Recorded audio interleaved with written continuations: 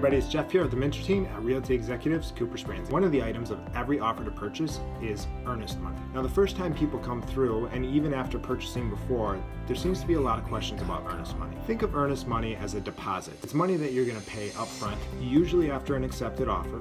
There are occasions where earnest money would accompany an offer, but usually after an accepted offer.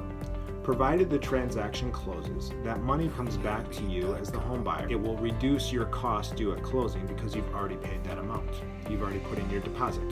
However, if you breach contract, it is likely that you will lose some of your earnest money, such as when you put a deposit down, if you break something, or if you don't return something, you're likely to lose your deposit. So some situations that may affect a transaction: if the inspection goes poorly and you have an inspection contingency, or financing doesn't shake out, or if the appraisal doesn't work out, or any other contingency that you might put into the offer doesn't work out, usually, and I have to say that I'm not an attorney, but in most cases, earnest money would be returned to you because you're protected by the contingency. So what's an appropriate amount?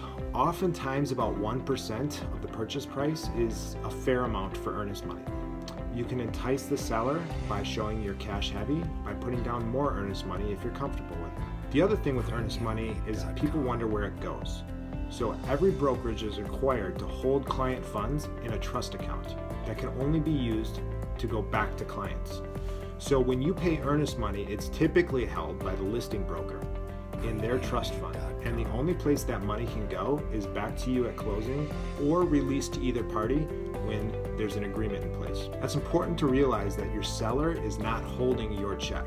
They're not holding your money.